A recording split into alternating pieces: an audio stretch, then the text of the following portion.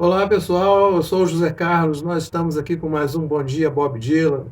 Eu agradeço muito as visualizações, as curtidas, as inscrições e vamos seguir apresentando Bob Dylan, esse grande artista. E eu quero registrar primeiro a minha singela homenagem ao passamento de Antônio Cícero, que nos deixou essa semana. Descanse em paz, imortal. Eu gostava demais de suas composições, suas letras, seus poemas. Né? É uma grande perda para a cultura brasileira. Mas nós vamos falar aqui então de All Along the Watchtower. All Along the Watchtower, que faz parte desse disco aqui. John foi lançado pela primeira vez aqui nessa obra. John Wesley Harding. Observem que tem uma letra G ao final de John Wesley Harding. E tem também uma árvore. Eu vou contar uma coisinha sobre tanto sobre o título como sobre essa árvore. Bom, nós vamos falar um pouquinho do disco, né? Em vez de falarmos só da música.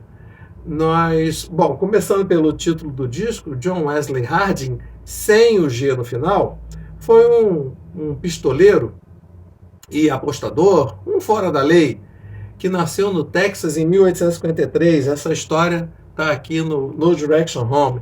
E ele nasceu no Texas em 1853 e teve uma maneira muito insólita de comemorar o seu aniversário de 25 anos, matando o xerife. Matou o xerife, foi preso, estudou direito na prisão, saiu da prisão, segundo dizem, regenerado, e apenas um ano depois ele foi assassinado. E John Wesley Harding, então, é o personagem que dá o nome a esse disco, mas não tem o G. E de onde surgiu esse G gratuitamente? Surgiu de onde? Bom, os críticos perturbavam muito Bob Dylan porque ele escrevia Blowing in the Wind, por exemplo, sem o G, engolindo a letra, colocava N e apóstrofe. E assim com vários verbos no gerúndio, que ele não colocava o G, colocava N e apóstrofe. Pois, debochadamente, nesse disco ele põe um G gratuitamente. Bom, tanto vocês querem que eu coloque G no final das palavras, está aí, eu vou colocar aqui então. Bom, e com relação à árvore, tem uma outra história também muito pitoresca, que, segundo dizem, colocando a foto de cabeça para baixo, você conseguiria ver o rosto dos quatro Beatles nessa árvore. Então é cada viagem, cada mitologia que tem em torno desse disco e da obra de Dylan que é bem divertido a gente contar. Bom, esse disco aí seria o primeiro álbum de rock bíblico, segundo palavras do próprio Dylan. Ele teria escrito todas as músicas desse álbum com uma Bíblia aberta e também aberto o songbook de um grande cantor country americano dos anos 1940 e 50, Hank Williams, que morreu com 29 anos. Então seriam as duas inspirações para Dylan nesse álbum, que seria então, todo ele é uma mistura de Bíblia com folclore, com linguajar popular, o Antigo Testamento com o Velho Oeste. Então é mais ou menos isso. E os personagens desse disco, não só temos aí o exemplar do pistoleiro, do apostador, do fora da lei, como também tem vagabundos de toda espécie. E vítimas também. Bom, então, por que essa fase, digamos assim, de Dylan? Bom, ao que tudo indica, ele mudou muito a partir do momento em que ele sofreu o acidente de moto em julho de 66. E esse álbum é o primeiro depois disso, é de 67. Ele estava em turnê, sendo vaiado e sendo chamado de Judas, justamente por conta das versões eletrificadas que ele fazia de suas músicas, passou a fazer de suas músicas. Inclusive havia um clima de psicodelismo na cultura da época. Eis que surge o acidente de moto, ele fica um tempo de molho, e quando ele volta meditativo, introspectivo, ele volta, em vez de elétrico, como nos álbuns anteriores, ele volta seco, austero, moderado e equilibrado, não só na sua obra, como em sua vida.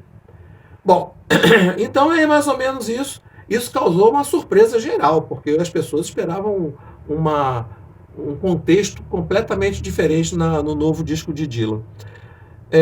Então, nesse disco, né, tem então All Along the Watchtower, que, segundo dizem também, estamos falando aí em Bíblia, seria uma versão bíblica da passagem de Isaías narrando a queda da Babilônia. Há estudiosos também que dizem que seria uma o Coringa e o ladrão que existem na letra com apenas 12 versos, o que é uma situação bastante peculiar, muito diferente do que é o normal para Dylan, né? Do padrão de Dylan. Nesses 12 versos, então, tem ali o Coringa e o ladrão, que, segundo dizem os estudiosos, seriam duas versões, duas personalidades de Dylan. Uma delas fiel à arte e outra ciente dos deveres que ele tinha para com a indústria fonográfica. Com relação às versões que eu vou apresentar para vocês, eu estava dizendo que nesse disco aí, do John Wesley, ele é seco, austero. Ele, nessa versão dessa música, nesse álbum, ele só tem baixo, guitarra, bateria e a gaita. E assim foi até que surgiu Jimi Hendrix. Hendrix fez uma versão absolutamente eletrificada dessa letra e a partir daí tudo mudou.